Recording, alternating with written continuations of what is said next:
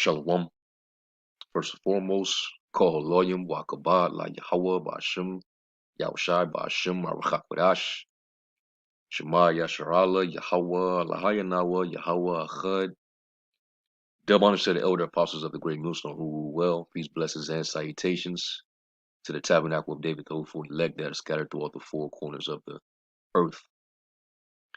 And this lesson is going to be based around this verse in Daniel, the 2nd chapter.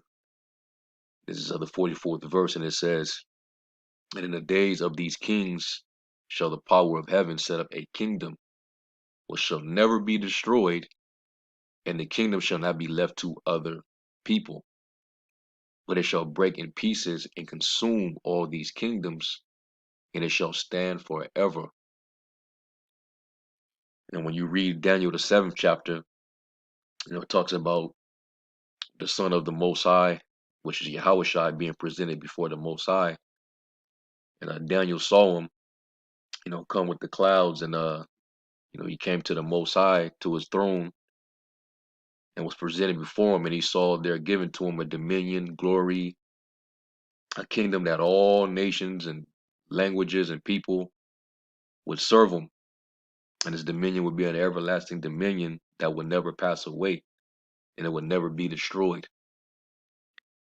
So how could you know that and still believe or teach that any nation have a fighting chance of ever getting back into power once the kingdom of heaven is established? If you believe that and teach that, clearly the light is not in you. All right. And I remember doing a lesson going into this a while back, but I don't think I've ever saved that video. It might have been on one of the channels that been terminated, years ago. But it just goes to show you that our captivity that we're currently under, which is under the dominion of the fourth beast, which we know according to the 7th chapter, and also in Revelation the 13th chapter, that fourth beast, which was diverse from all the others, very powerful, which was the Roman Empire. We know that it was wounded with a deadly wound, but it got healed, and it resurfaced. It came back into power, and now we're at the foot of that same beast, which is the 10 toes. You had the toes that are miry, and the toes that were part iron, and we're living in that time right now. All right, they're currently in power, and we're gonna witness their fall in this age. The scriptures say Esau is the end of the world and Jacob's beginning that follows. So what does that tell you? That Esau would be the final ruler that would have dominion on the earth before YAHWASHI returns to the earth and take back which is rightfully his, which is the earth, and set up his kingdom over it. And everybody's going to be subdued. Everybody's going to be in subject to him. He's going to be the higher power. And he has a government right up under him that's going to govern the earth in righteousness. All right. And when you read the next verse, it's going into that stone. And this is YAHWASHI, who's representative of that stone. For as much as thou sawest that the stone was cut out of the mountain without hands, and that it break in pieces the iron, the brass, the clay, the silver, and the gold. So all these other nations, they will no longer have power. They will never have rule or authority. And it tells you when you go back over to Daniel, the 7th chapter, it says, as concerning the rest of the beasts, they had their dominion taken, yet their lives were prolonged for a season and a time. So, we know that those previous dominions before the Roman Empire, they had their time to rule. They had that set duration when they would be in power and in total dominion, and the Lord would, put them down and set up another kingdom. All right. So going back to the 44th verse, It says, and the kingdom shall not be left to other people. This is talking about the kingdom of heaven. All right, the kingdom, all right, which when you go to Isaiah 45, let's go there real quick. Let's prove that this dominion is going to be everlasting. And despite what these bugged out Christians believe, like the doctrine of supersessionism or replacement theology, where you're going to have the church of all these different heathens that believe in, Jesus or whatever, that somehow, some way that they're going to partake in this dominion, and they're going to be joint heirs with YAHWASHI. Like they're going to be sitting side by side on thrones with actual Israelites, and they're going to get to walk through the gates, where you have broken down in Revelation, the 12 gates represent the 12 foundation, the 12 tribes, and you're going to have Moabites going through the tribe of the gate of Zebulon. You're going to have Elamites going through the gate of Issachar. And hell no, man. No, the literal descendants of Israelites. Those people were accounted for the promise. That's the seed. All right. And they're gonna rule the world. So let's go real quick to Isaiah 45 and 17.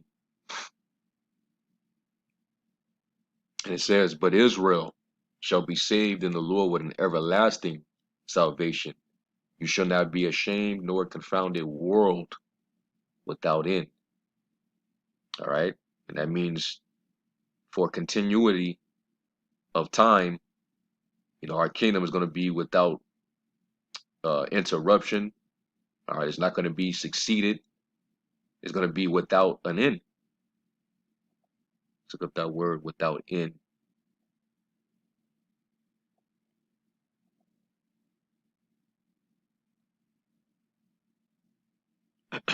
And it's from the word Iwalam.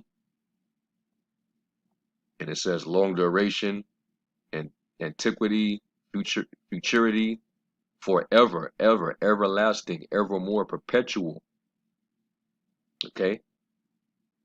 Down here it says forever, always, continuous existence, perpetual, everlasting, indefinite or unending future, eternity. All right. And Israel is going to rule for eternity, man. So that's pretty much it. Curtain closed for you other nations, man, that had your time on the stage. All right. You now, once YAHWASHI comes back, you now may exit stage left. All right. It was good having you nations as supporting cast. And, Esau was the main antagonist in this show, in this movie. But the curtain's going to close on him. All right. He had his time to rule. He was exalted to heaven, and the Lord's going to bring him down. All right. So going back, when it says the kingdom shall not be left to other people, that's exactly what it means. No other nation will follow up. All right. After the dominion of YAHWASHI and the Israelites. All right. That's pretty much it. All right. Now you look up that word succeed, because when you read in history, you'll always read how a king, had a reign, a certain duration to reign, and afterwards someone succeeded him, whether it was his own son, who was heir to his throne, or whether he got taken down in battle, in war, and another nation ended up, basically replacing that king. All right. Now succeed. You read the second one, it says to take over a throne, inheritance, office, or other position from. And then the synonyms: replace, take the place of, take over from, come after, follow, supersede, supplant, displace, oust, remove, unseat, usurp. So ain't no way in hell, especially given the power that we're gonna have. No one will have the power to remove or unseat or take the place of Yahawashi and the Israelites on earth. All right, no other nation, no other kingdom will ever have the chance to replace the throne of David. All right, that's going to be an everlasting throne.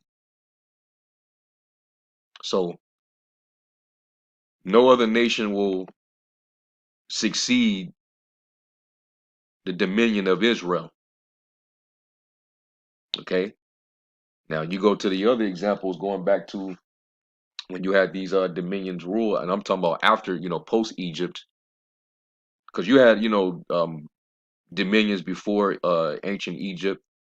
You know, you had Anatolia, the Hittites. You go into the ancient kingdoms. Sumerians. There was times when these nations did rule, but dealing with the biblical historical timeline, it goes into how the Assyrians came into power, because this was post David and Solomon's kingdom, which that during that time, that was just a prelude to how the kingdom is actually going to be on earth. Solomon reigned for 40 years, and there was peace. He had dominion over all nations, and all nations were subject, and they were tributaries. All right, and had them, build in our kingdom, and it's going to be like that when Yahushua returns. Dominion is going to be given over to him. All right, so right after, uh, David and Solomon, went back to the spiritual realm, you still had kings amongst the throne of, Judah and also in Israel, but it turned into a wicked rule, and that's when the Lord, permitted to bring these nations upon us. All right, and it started with the Assyrians taking down the northern tribes. There was heavy into idolatry, and when you look up the history starting with the Neo-Assyrian Empire, it started around roughly around 911 BC. It started with what was his name? I think his name was Adad Nerari II, and he reigned for about 20 years, and that empire went on to reign for a good 300 years, at least 300, a little over 300 years, man. Which it ended with Ashur Uballet II, and then the Lord rose up the Neo-Babylonians. All right, starting with Nabopolassar around was it 605 BC, but I believe they started to come into power before that. All right, roughly around 626 BC, and they reigned for a total of 87 years. But Israel, we went into captivity under them for a good 70 years. All right, and that last ruler was who? Belshazzar, which was you read about that in Daniel the 5th chapter. All right, and so on and so forth. He got proud, and the Lord had to warn him, hey, you know what we did with your father. All right, Nebuchadnezzar, and then Daniel got promoted because he was able to interpret this dream that he had, to break down, all right, that the statue, all right, the thigh of brass, all right, the feet with the toes, part iron, part clay. It's like the thigh of brass, the breastplate of silver, the head of gold, which was the dominions of these other nations. And he broke it down. So he saw the Assyrians come into power, briefly. They had their time to rule, they had their duration, and then they fell, and they were succeeded by Babylon, Nebuchadnezzar, and then you had Nebuchadnezzar, followed by his son Belshazzar. All right, And then after that came what? Media in Persia. Let's go to Daniel 5.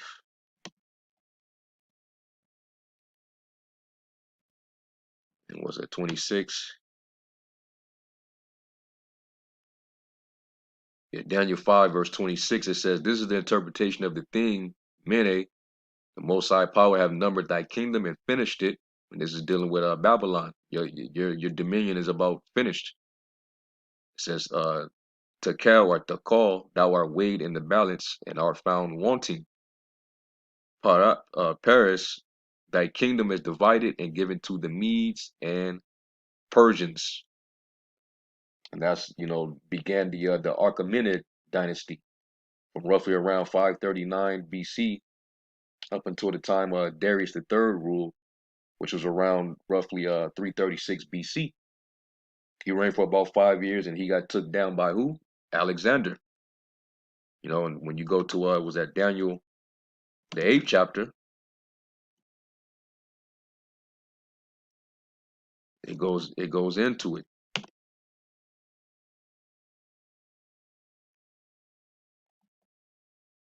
It's Daniel 8 and 1. It says, "In the 3rd year of the reign of King Belshazzar, a vision appeared unto me, even unto me Daniel, after that which appeared unto me at the first. And I saw in a vision, and it came to pass when I saw that I was at Shushan in the palace, which is in the province of Elam, and I saw in a vision, and I was by the river of Ulai. And I lifted up my eyes and saw, and behold, there stood before the river a ram which had 2 horns." And then, when you read, I'm going to jump down to the end of the chapter, which is going to further go into depth what that represents. All right. And this is actually dealing with basically this is a metaphor. All right, it's symbolic. It says, "And the 2 horns were high, but one was higher than the other, and the higher came up last." The one that was higher than the other is talking about the Persians, the Persian Empire, or the Achaemenid Empire. The Medes, it started with them, but they assimilated, into the Persian Empire. Or they wasn't as powerful as Persia. And it says, "I saw the ram pushing westward and northward and southward, so that no beast might stand before him, and neither was there any that could deliver out of his hand, but he did according to his will and became great." All right, and the Persians, when they ruled, their reign was over 127 provinces from Ethiopia all the way to India. So that's a vast portion of land. So that was a great empire. They were pretty strong. Okay. And as I was considering, behold, an he-goat came from the west on the face of the whole earth and touched not the ground, and the goat had a notable horn between his eyes.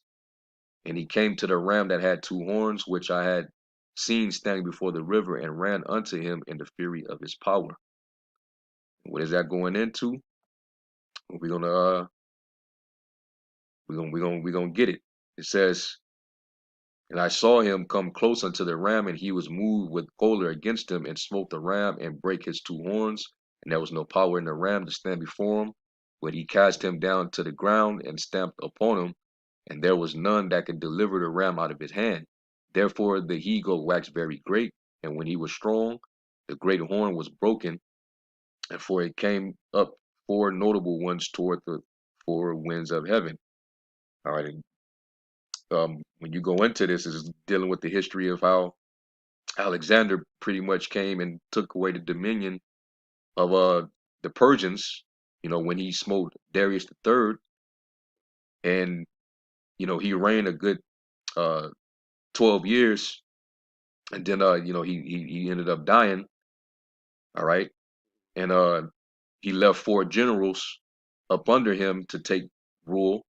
And when you read the Maccabees,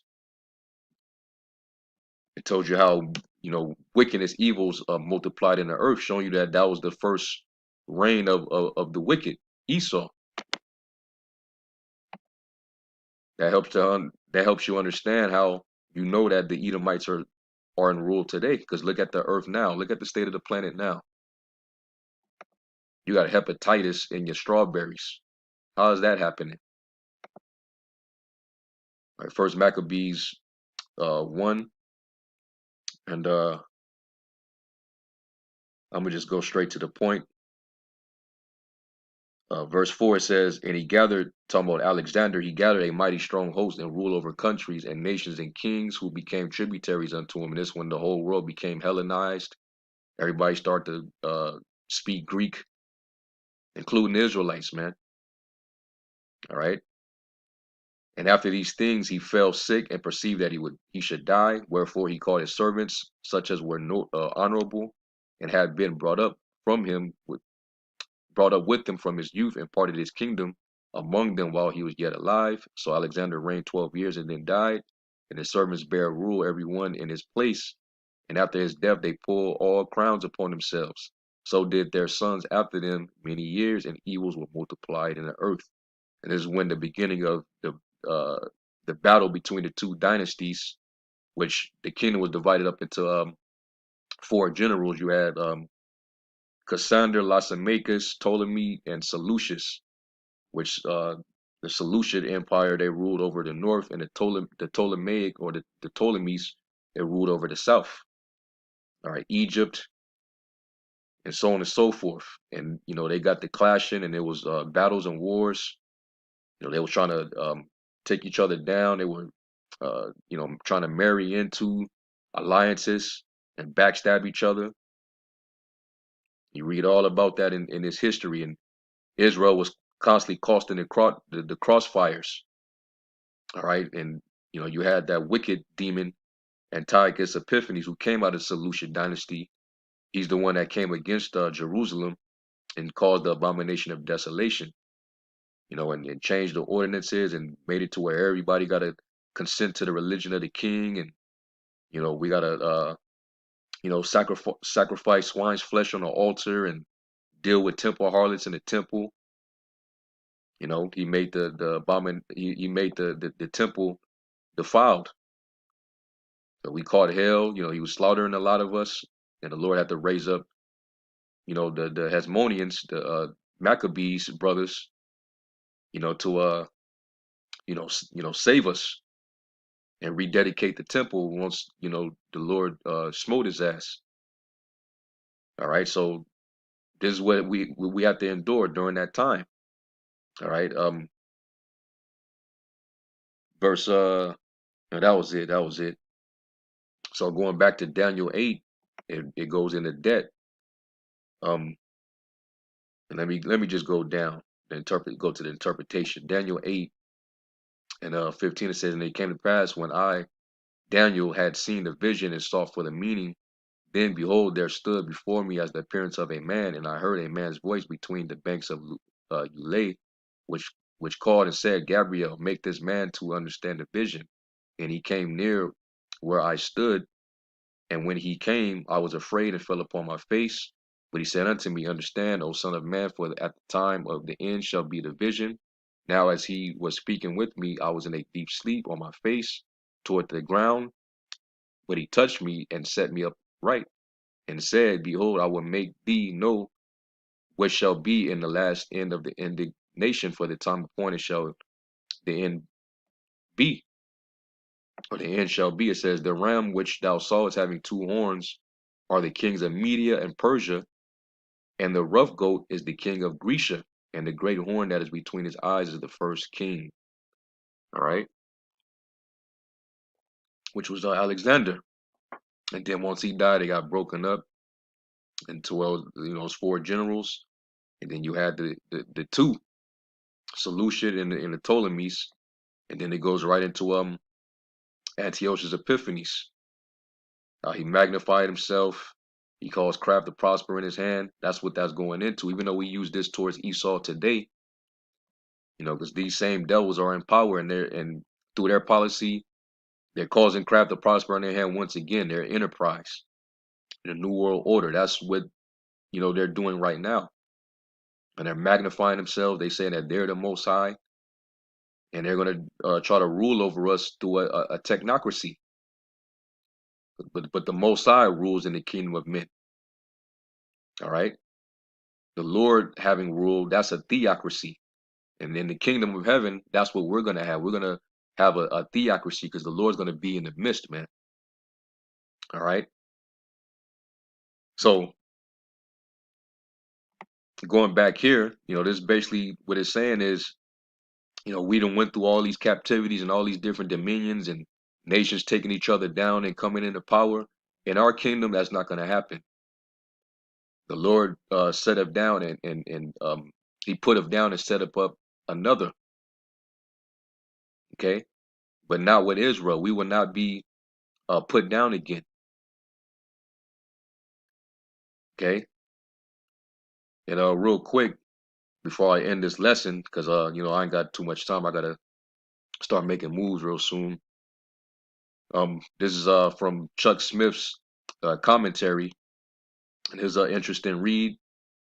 All right, of course, there's some bones in it because he's not a prophet, and I don't know if he's an Israelite or not, but he says some things that's on point in this commentary.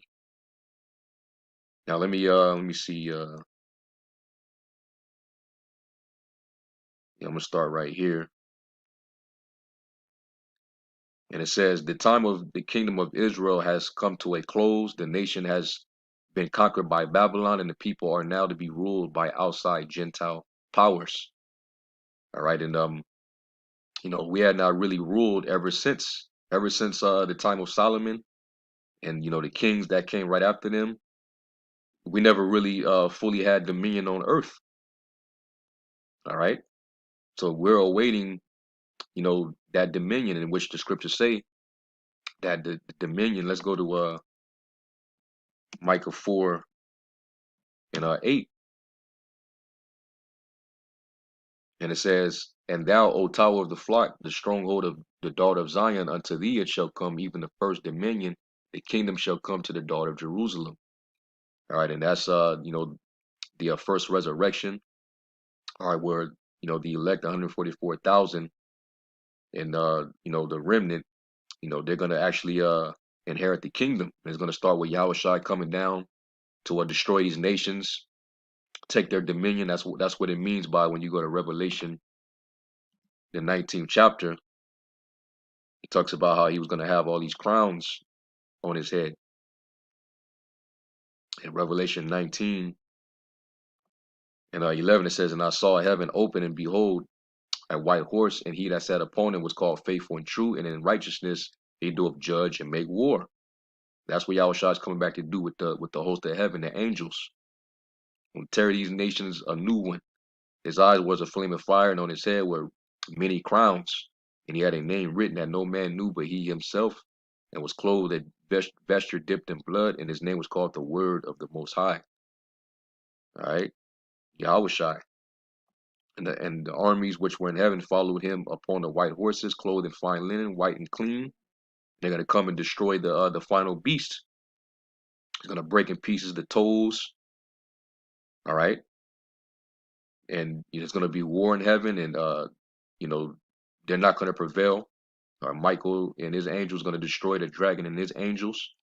It says, "And out of his mouth goeth a sharp sword, that with it he shall smite the nations, and he shall rule them with a rod of iron, which was promised to him.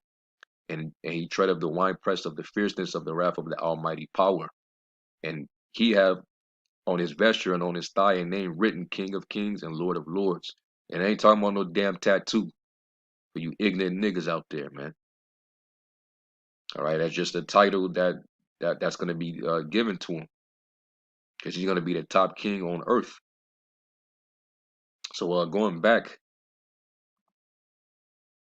it says there will be 5 major Gentile powers that will be given rule over them, over the Israelites, and we will be scattered, through those different captivities under these major Gentile powers being in power. And I just basically went through that list. The Assyrians, the Babylonians, the Medes, um, Greece, the Greeks, and also Rome. Okay, The Roman Empire, which ended up, falling, after Domitian, and that's when Jake started to rule. But then it turned into something else, and it became, the dark period they call the Dark Ages, or the medieval times when Jake had their, reign. The whole so-called Holy Roman Empire, which it was nothing holy about it. It was still paganistic. But Jake ended up falling, and um, Satan, that was loose. Satan was bound, in the bottomless pit for a season, but he got loosed, deceived the whole world, and came right back into power. And YAHAWASHI told us, going back to during the time of, the first dominion of Rome, that we will be led into all nations, captive. All right, and we will be up under the time of the Gentiles until the time of the Gentiles be fulfilled. In Luke the 21st chapter.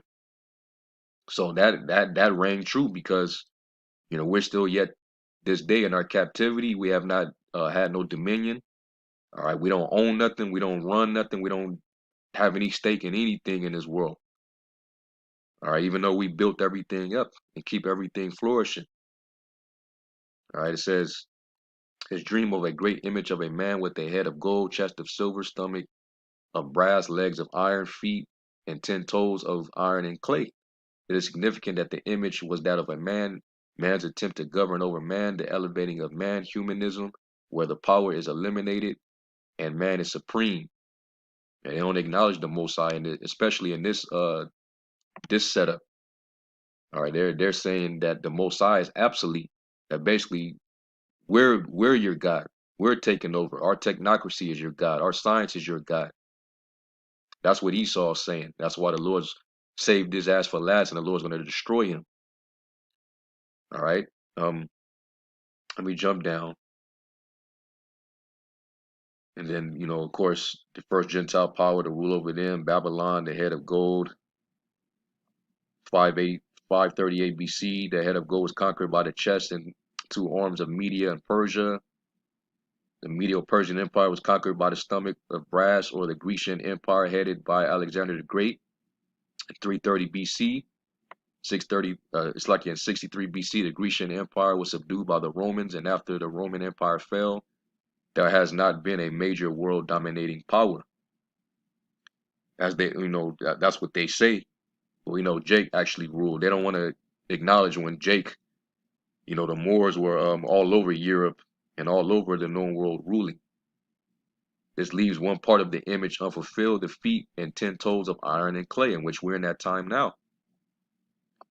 It says, and as much as the iron represented the Roman Empire, the fact that the feet are part iron means that it will be related in some way to the Roman Empire.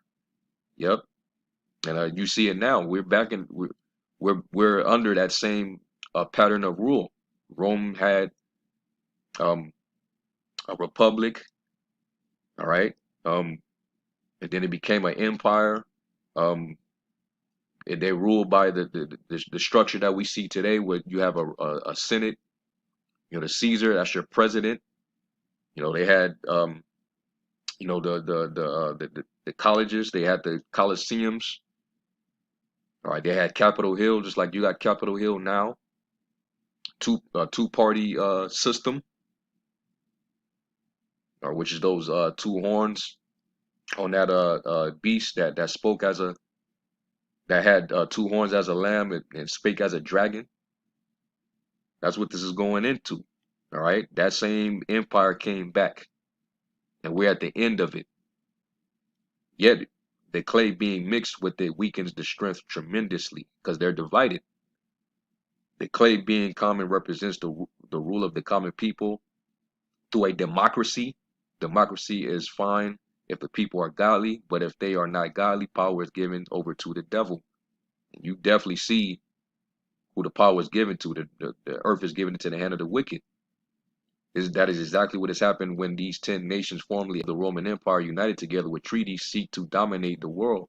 The leader who will emerge from this coalition of nations will be none other than the anti-Mashiach, which, is not just one.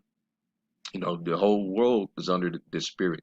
There's many anti-Mashiachs out there, but you have, you know, the powerful ones, the rulers of the darkness of this world, the ones that are in control. That's what you see emerging now. All these people representing Satan at the these councils, the World Economic Forum.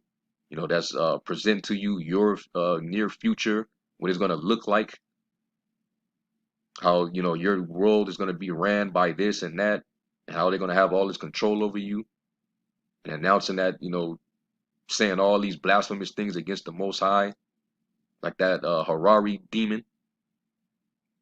All right, the Klaus Schwabs, the Faucis, and all these different world leaders, man. All right.